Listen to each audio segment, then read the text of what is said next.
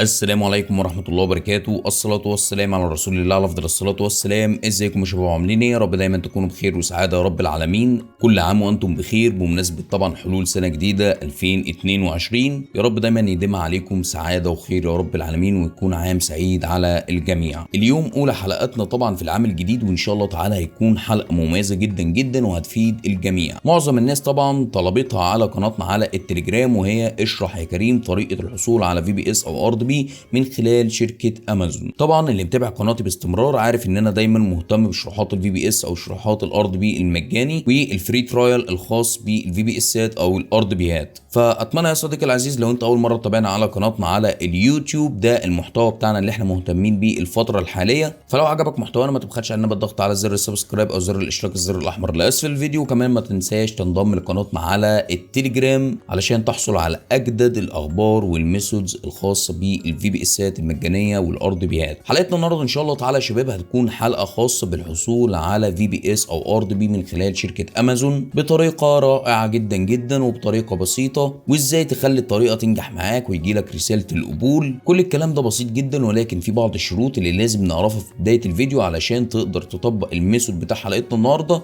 بدون ادنى مشاكل. اول شرط معانا يا شباب هو استخدام الاي بي. مهم جدا جدا ان انت ايا يكن الاي بي اللي احنا نستخدمه في حلقتنا النهارده لازم يكون اي بي فريش. يعني ايه اي بي فريش يا عم كريم؟ تعال افهمك.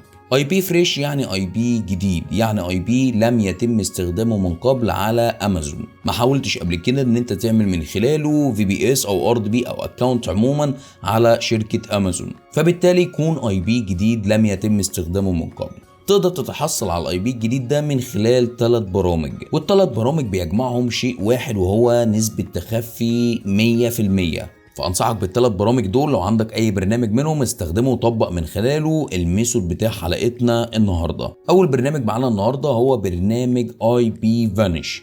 طبعا اي بي فانيش غني عن التعريف، برنامج قوي جدا جدا ولكن بريميوم، فاللي قادر على شراء برنامج اي بي فانيش هيبقى مكسب ليك كبير جدا جدا. وكمان اللي بيملك فعليا برنامج اي بي فانيش طبق من خلاله حلقتنا النهارده. تاني برنامج معانا هو برنامج 911 بروكسي. ده برنامج بيعطيك طبعا سوكسات 5 قويه جدا جدا، وبرضه نسبه التخفي بتاعتها 100%. فاللي بيملك برضه 911 بروكسي ممكن يطبق من خلاله حلقتنا النهارده. تالت حاجه وده تطبيق وبرنامج في نفس الوقت هو اكسبريس في بي ان. اكسبريس في بي ان ليه شروحات كتيره جدا جدا، هو برنامج او تطبيق مدفوع ولكن ليه شروحات متعدده على اليوتيوب. ليه كيفيه الحصول عليه بشكل مجاني فري ترايل لمده 30 يوم، فممكن تتابع الشروحات دي وتقدر تتحصل على التطبيق بسهوله جدا جدا لمده مجانيه قد تصل الى 30 يوم او 15 يوم. تاني شرط معانا النهارده هو برنامج CC كلينر.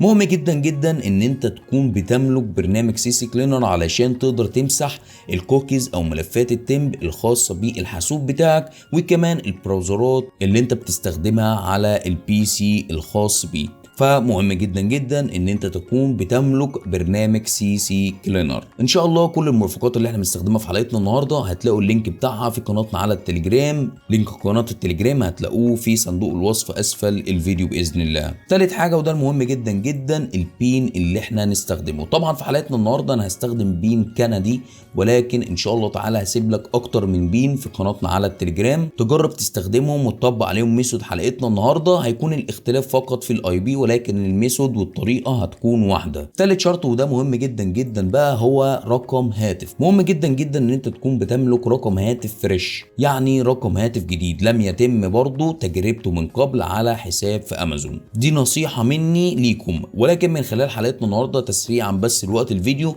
انا استخدمت او هستخدم رقم مستخدم من قبل على امازون لان انا مش محتاج الحساب ده، لكن انت بالفعل هتحتاج ان انت تنشئ رقم جديد على اي تطبيق بيعطيك طبعا ارقام مجانيه للحصول على رقم وتجربته في امازون بدون ادنى مشكله. يلا يا شباب نطبق حلقتنا النهارده. مبدئيا كده اول حاجه لازم نعملها هو الاي بي. هنبدا هنا نختار اي بي الدوله اللي احنا هنشتغل عليها وهي طبعا كندا، فهنبدا نختار هنا كندا وبعد كده نختار اي سيرفر بالشكل ده ونبدا نضغط على كونكت. نستنى شويه لحد ما يعمل كونكت معانا، وبعد كده نروح على برنامج سي سي كلينر، ودي الخطوه المهمه جدا. هتبدا هنا تحدد البراوزرات اللي عندك، وتلاحظ مهم جدا ان انت ما تعلمش على سيف باسورد، ده في حاله طبعا لو انت عامل حفظ الباسوردات مهم جدا على البراوزرات الخاصه بيك. هتعمل هنا انالايز، وبعد كده هنستنى شويه لحد ما يعمل انالايز ويعمل لنا احصائيه خاصه بملفات التمب وملفات الكوكيز الموجوده على البراوزرات بتاعتنا، ونضغط على ران كلينر علشان يبدا يمسحهم بدون ادنى مشاكل. بعد الانتهاء مباشره طبعا يا شباب من مسح الكوكيز الخاص بيك، مباشره دلوقتي هنتوجه للبراوزر اللي احنا بنستخدمه بالشكل ده. بعد كده مباشره طبعا هنكتب هنا اوس فري ترايل. بعد ما نبحث عن اوس فري ترايل بالشكل ده نبدا نضغط كده، وبعد كده نروح مباشره على الخيار الخاص باوس فري ترايل بالشكل ده، اللي هو فري كلاود كومبيوتنج سيرفيسز بالشكل ده. بعد كده مباشرة هنضغط على كريات افري اكونت بالشكل ده كده، وبعد كده طبعا هيطالبك هنا بوضع الايميل ادرس الخاص بيك وكلمة المرور وتأكيد كلمة المرور، وهنا طبعا اسم الاكونت الخاص بيك على امازون. بعد ما تملى المعلومات دي طبعا، وبعد ما تكتب الباسورد بتاعك وكل المعلومات الخاصة بيك، هتملى هنا كود الكابتشا، وبعد كده تضغط على كونتينيو. بعد كده مباشرة طبعا هيطلب منك هنا ان انت تختار ما بين 2 بلان. هنا في بلان خاص بالبيزنس، وفي بلان هنا خاص بالبيرسونال او الحسابات الشخصية. فتختار هنا حساب شخصي، وبعد كده تكتب هنا الفول نيم الخاص بيك مرة تانية والفون نمبر، وتختار هنا الكونتري او الريجوين الخاص بيك. هتختار من هنا كندا، مهم جدا جدا ان انت تختار دي كندا، وتبدأ تملى المعلومات الخاصة بالادريسز، ودي انا هسيبها لك مع البين مباشرة زي ما انتم شايفين. هنا الستريت والسيتي والستاتيوس وهنا البوستال كود، كل المعلومات دي هتاخدها كوبي بالشكل ده وتبدأ تملاها هنا في البيانات الموجودة امامك. بالنسبة لرقم الهاتف ممكن تكتب اي رقم هاتف امريكي، هذا لا يعني اي شيء. بعد ما مليت كل المعلومات يا شباب، وبعد ما مليت طبعا المعلومات الخاصة بالادرس والسيتي والستاتيوس والبوستال كود الخاص بيا، كل اللي حضرتك هتعمله هتضغط على كونتينيو.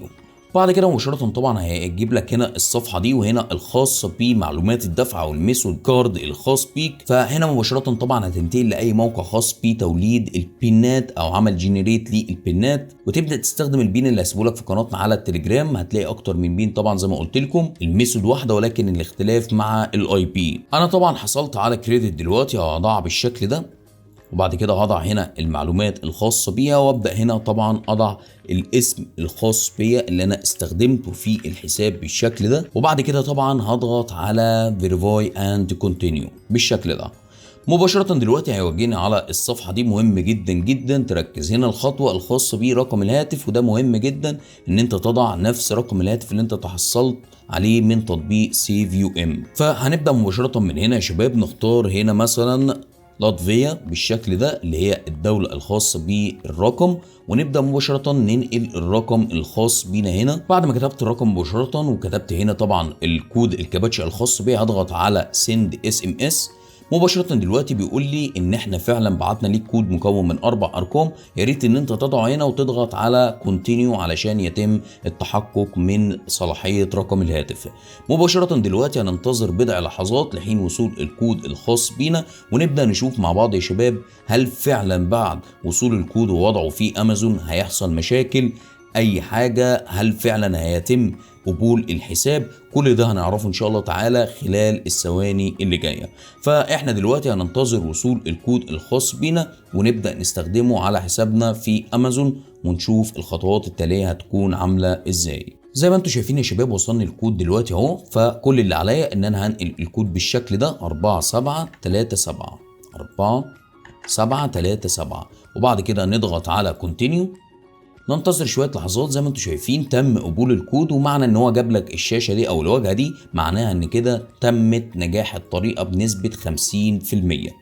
دلوقتي ال 50% الاخرين يجب عليك طبعا ان انت تتوجه للبريد الخاص بيك. هيوصلك رسالتين دلوقتي بالشكل ده، هيقول لك فيهم ثانك يو على التسجيل في اوس سبورتد ومش عارف ايه والكلام ده كله، ولكن في النهايه لازم يوصل ليك رساله عباره عن اوس ريدي اكونت او اوس اكونت ريدي، اللي هي فيما معناها ان الاكونت الخاص بيك على امازون جاهز للاستخدام دلوقتي. طيب في حال الانتظار اكتر من دقيقه تقريبا وما وصلتلكش الرساله وعملت ريفريش للاكونت الخاص بيك ولسه الرساله ما وصلتش.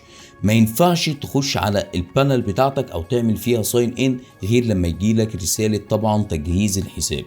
ليه او ايه المشكلة في اننا نعمل الخطوة دي؟